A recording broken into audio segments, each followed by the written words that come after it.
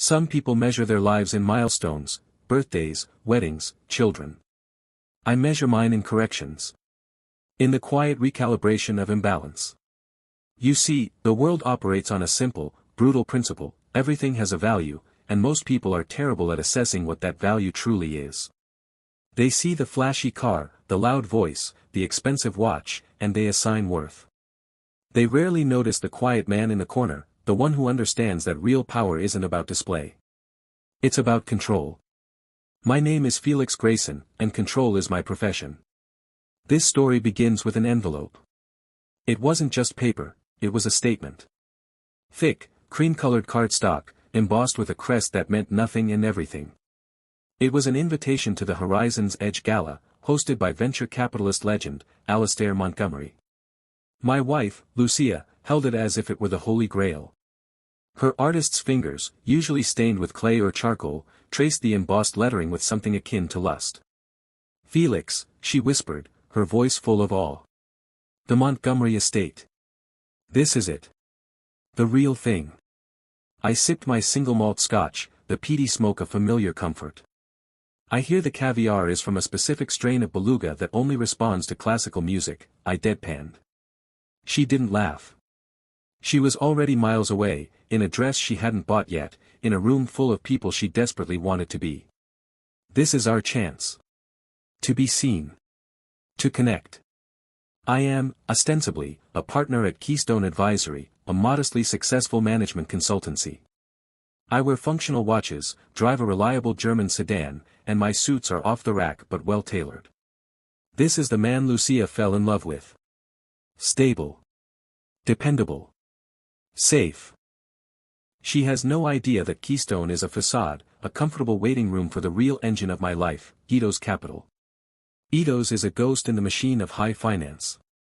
We are the lenders of last resort, the quiet saviors, the silent executioners. I find companies built on ego and sand, and I either rebuild them on granite or strip them for parts. My wealth isn't hidden in a bank, it's woven into the fabric of the market itself, a spiderweb of holdings and debt instruments. Lucia loved the calm surface of the water. She never imagined the predator that lived in the depths. The Montgomery estate was a brutalist masterpiece of arrogance, all sharp angles and cantilevered glass defying the Pacific cliffs below. The valets handled hypercars with the reverence of priests. As we entered, the air itself was different, filtered, temperature-controlled, and scented with a proprietary blend meant to evoke aspirational success. It smelled like expensive cologne and existential dread. Lucia, in her emerald gown, underwent an immediate and profound transformation. Her posture, usually loose and artistic, became a study in poise. Her laugh, once a genuine, full-bodied sound, was refined into a social tool. And her eyes, her beautiful, expressive eyes began scanning the crowd with the calculated intensity of a targeting system. They found their lock almost immediately, Sterling Croft. He was the founder of Aura, a tech wellness company that had captured the zeitgeist by selling overpriced mindfulness. He was holding court near a wall of living moss, a glass of something clear and expensive in his hand. He was handsome in a manufactured way, his smile a weapon of mass seduction. I watched from the periphery, a ghost at my own banquet, as the laws of social gravity pulled Lucia into his orbit. This is a data stream, I thought, the cold, analytical part of my mind partitioning the hot, human sting in my chest. Observe the metrics. Monitor the emotional volatility. A failing asset reveals its true nature just before the collapse. Do not intervene. I forced myself to move. I discussed blockchain supply chains with a man who smelled of old money and older cigars. I listened to a woman explain her passion for rescuing rare orchids.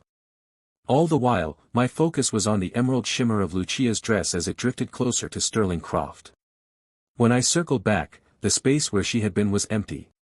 A cold, heavy feeling settled in my gut. I found them on a lower terrace, partially hidden by a sculpted hedge. He was leaning close, his hand on her arm, his mouth near her ear. She was listening, her head tilted, a smile on her lips that was both intimate and unfamiliar. It was a smile I remembered from the early days of our marriage, one I hadn't been the cause of in a long, long time. The animal part of me, the part that was just Felix, the man who loved his wife, wanted to charge. To confront. To break his perfectly straight nose. But the other part of me, the architect of Ethos, remained perfectly still. Wait. The trap is not yet sprung. By 1 a.m., the Gala was a dying star, still bright, but collapsing inward. The music had shifted to something slower, more intimate. The crowd had thinned to the truly powerful and the desperately hopeful. Lucia finally detached herself from Sterling's side and floated toward me, her eyes glowing with a triumphant, intoxicated light. "Felix, darling," she said, her voice slick and syrupy. "You look absolutely drained. Sterling has offered me a ride home. His driver is right outside with the Maybach. You don't mind, do you? It's just a ride." She said it as if it were the most reasonable, logical conclusion in the world. The words were not a slap, they were a surgical incision, clean and deep. "You're my wife," I said, my voice low and dangerously even. "You came here with me." She let out a sigh, a theatrical performance of exasperation. "God, Felix, don't be so parochial. It's a car. You can call a cab. It won't bankrupt us." She waved a dismissive hand, a gesture that was entirely new, a mannerism she'd absorbed from him in a handful of hours. Then he was there, materializing beside her like a smug phantom. He slung a proprietary arm around her shoulders, his gaze meeting mine with undisguised condescension. "Don't you worry about a thing, my friend," Sterling said, his voice a patronizing drawl. He produced a platinum money clip, thick with bills, and with a magician's flourish, peeled off a single $100 bill. He stepped forward and tucked it neatly into the breast pocket of my jacket, patting it twice. "For your Uber. Think of it as my contribution to a less stressful evening for you. I'll make sure our Lucia gets home, safely." A few of his lingering entourage, a man and woman with identical vacant smiles, chuckled on cue. Lucia didn't look ashamed or apologetic. She looked proud. Impressed by his audacity. She offered me a final, pitying glance, then turned and let him lead her away, the silk of her dress hissing against the polished floor as they disappeared into the grand foyer. I stood there, the linen of my jacket burning where the bill had been placed. The old Felix wanted to scream, to shatter the wall of living moss, to weep. The new Felix, the one she had just midwifed into existence with her betrayal, simply smiled. A small, cold, and utterly motionless smile. Sterling Croft had no idea he had just poked a sleeping dragon, and Lucia had no idea she had just signed the deed to her own financial and emotional ruin. The drive home was a silent, cinematic funeral for my marriage. The city lights blurred past the windshield like a time-lapse of a dying galaxy. Every song on the radio was a haunting refrain of love and loss. I remembered the tiny, sun-drenched studio apartment we'd first shared, the smell of her oil paints, the way we'd slow dance to the radio in our socks. Those memories, once the foundation of my happiness, now felt like artifacts from a museum of a civilization I could no longer visit. When I walked into our home, the silence was a physical entity, heavy and suffocating. I moved through the rooms like a detective at a crime scene. I looked at the photos on the walls, us laughing on a beach in Greece, our faces smeared with sunscreen, us bundled up on a snowy cabin porch, sharing a mug of cocoa, our wedding day, her eyes shining with what I had believed was forever. Her smile, my arm around her, and in that moment, with a clarity so brutal it was almost peaceful, I understood. She hadn't fallen out of love with me. She had never been in love with the real me. She was in love with the idea of me, the stable, uncomplicated, safe harbor.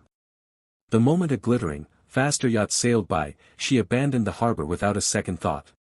So I began the process I knew best, the controlled demolition of a failed enterprise.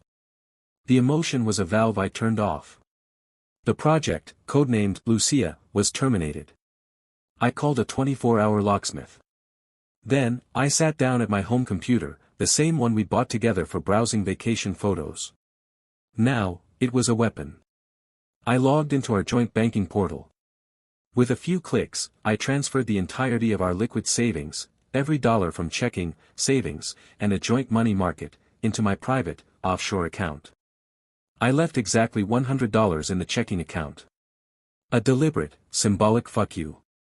I then cancelled her authorized user status on every credit card, her access to our investment portfolios, her membership to the yoga studio, her airline loyalty accounts. I was systematic, ruthless, and utterly calm. I was not a cuckolded husband, I was a CEO executing a hostile restructuring. When the locksmith, a weary man named Carl with kind eyes and a toolbox that smelled of oil and honesty, arrived, I had him change every lock, the front door, the back door, the deadbolt, the garage side door. The sound of the drill biting into the metal of the doorframe was the sound of finality. Rough night?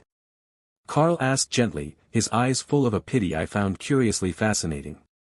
A paradigm shift, I replied, my voice devoid of emotion. Just ensuring a clean break. By the time the sun began to bleed light over the city's skyline, the break was surgically clean. Lucia Grayson had been digitally and physically excised from my life. Her physical possessions, her vast collection of dresses, her shelves of artisanal skincare, her half-finished sculptures, her books, I carefully, methodically packed into a small fleet of sturdy cardboard boxes. I didn't destroy anything in a rage. I was an executor of an estate, not a vandal. I taped them shut, labeled them LG, personal effects, and arranged for a courier service to pick them up and deliver them to her mother's house at 9 a.m. sharp. The severance was absolute. The call started at 10:05 a.m. Lucia flashed on my phone screen, a relic from a life I'd already closed the book on. I watched it ring, the vibration a dull buzz against the wooden surface of my home office desk. Then, her mother. Marianne. I sent it to voicemail. Then, a number I knew by heart from months of due diligence, Sterling Croft. A grim smile touched my lips. I let it go to voicemail that I showered, dressed in my standard Keystone Advisory appropriate attire, and drove to my modest office. My receptionist, Brenda, a woman in her 60s with a perpetual smile and a fondness for knitting, offered me a blueberry muffin. "You're in early, Mr. Grayson. Big day." "You have no idea, Brenda," I said, my tone light. The normalcy was surreal.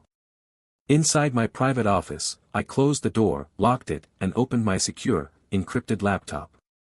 The world of Ito's capital glowed to life.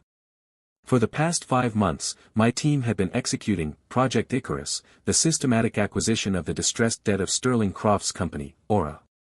Croft, arrogant and perpetually overleveraged, had been burning through cash at an alarming rate.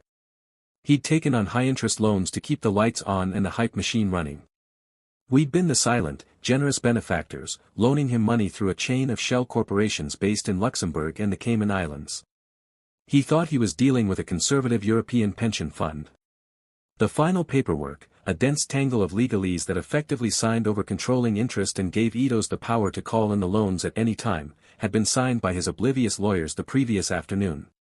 He'd been too busy charming my wife to read the fine print. At 11:17 a.m., an encrypted message from my head of acquisitions, a brilliantly ruthless woman named Imogen, appeared on my screen. "All triggers are live. Icarus is airborne." I took a slow breath. Then, with a series of keystrokes, I initiated the sequence. I froze Aura's primary operating accounts. I emailed the pre-drafted notices to the board of directors, informing them of the change in controlling interest and the immediate installation of Ito's approved management.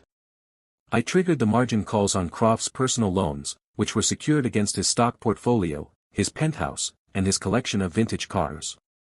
The takeover was silent, digital, and total. It was death by 1,000 financial cuts. My phone buzzed again. Sterling Croft. This time, I answered. I said nothing. "You." His voice was a strangled gasp, all traces of its former polished charm gone. "Grayson. What the fuck is this? My accounts are frozen. The board is screaming. My assets. Is this you?" I let the silence hang in the digital space between us, allowing his panic to echo and amplify. When I finally spoke, my voice was quiet, almost conversational. "You didn't think to ask my wife what her husband actually did for a living," I said. "And she, evidently, didn't think it was important to tell you.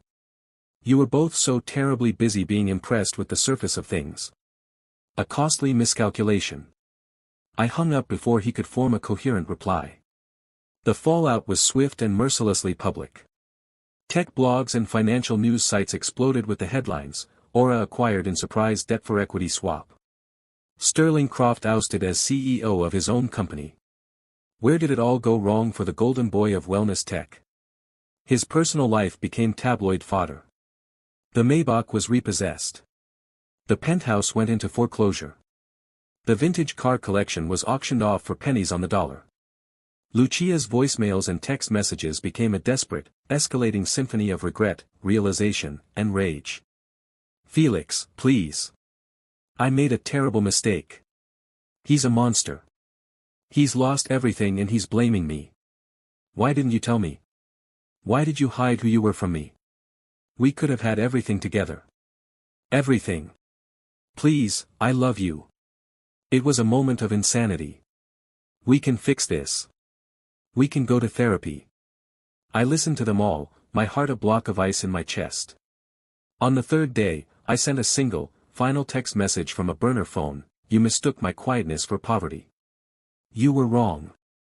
You traded a fortress for a house of cards. I hope the wind was worth it. Then I blocked her number on every possible platform. A week later, I was meeting a client for a late breakfast at the same hotel that had hosted the gala. The irony was not lost on me. And there, in the now quiet, sun-drenched lobby, was Sterling Croft. The bespoke tuxedo was gone, replaced by a rumpled suit. His eyes were hollow, the famous confidence replaced by a twitchy, frantic energy. He looked like a man who hadn't slept in days. Grayson, he said, stepping directly into my path, his voice a low, desperate plea. We need to talk. We can work something out. A deal. You don't have to do this. You don't have to destroy me. I stopped, looking at him with a detached curiosity. I don't have to, I agreed, my voice calm. I want to. You sold me your company. You gave me my wife. You even paid me for the privilege.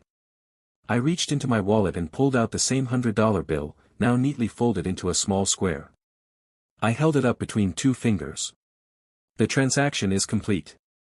The books are balanced. His face crumpled. The mask of the charming entrepreneur fell away completely, revealing the petulant, entitled child beneath. You can't just destroy a man's life over a woman, he hissed, spittle flying from his lips. I didn't destroy your life, Sterling, I said, my voice dropping to a near whisper. I merely foreclosed on it. You built it on sand. I was just the tide. I didn't wait for a reply.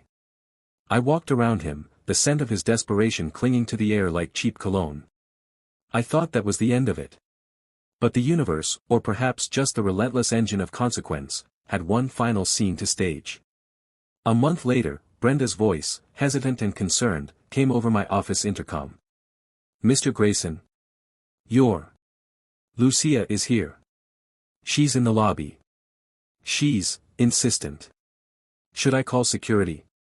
A part of me, the part that still remembered the scent of her neck and the weight of her head on my shoulder, said no. It's fine, Brenda.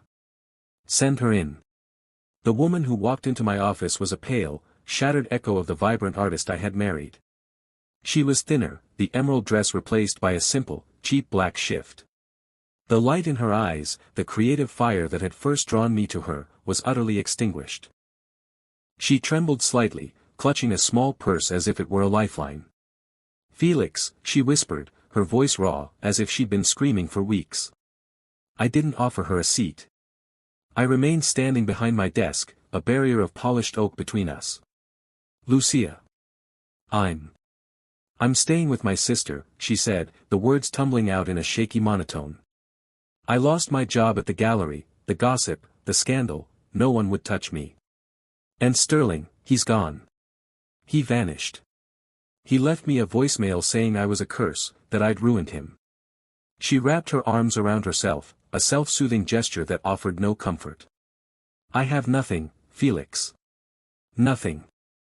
I'm not here to offer you a consultancy, I said, my voice flat and even. Tears welled in her eyes, spilling over and tracing clean paths through her faint, hastily applied makeup. I was a fool, she choked out. A vain, stupid fool. I thought quiet meant weak. I thought that performance was power. That money was character. I see it now. I see you now. She took a hesitant, stumbling step forward, her hand trembling as she reached out across the desk. Do you hate me? I looked at her, at the shattered remains of the life we had built together, and I felt a profound, echoing emptiness. There was no hate. Hate would have been a passion, a fire. It would have meant she still occupied space in my emotional landscape. This was nothing. A void. No, I said, and I meant it with every fiber of my being. I don't hate you, Lucia. Hating you would mean I still care. You're just a lesson I learned. The most expensive lesson of my life. She broke then, the dam of her composure shattering. She sobbed quietly into her hands, her shoulders shaking with the force of her grief and regret. The sound was hollow, pathetic. After a long moment, she looked up, her face a ruined mask of devastation. Will you ever forgive me? I walked to the window, turning my back on her to look out at the city skyline, a kingdom I now owned a significantly larger piece of. Forgiveness isn't a key that fits that lock anymore, Lucia, I said, my voice soft but firm. You changed the locks on our marriage the moment you got into that car. I just agreed with your decision. I heard her sharp, wounded intake of breath, a final, gasping sound. I didn't turn around.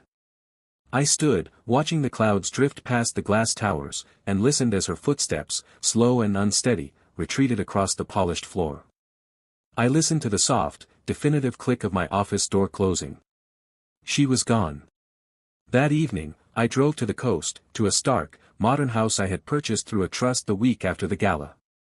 It was all clean lines and floor-to-ceiling glass, perched on a lonely cliff, overlooking the endless, gray Pacific. I stood at the edge of my property, the cold wind whipping my hair, the roar of the waves a constant, cleansing thunder. I pulled the $100 bill from my pocket. It was soft and worn from a month of being carried, a crumpled relic of my old life. I held it up, the paper fluttering in the wind.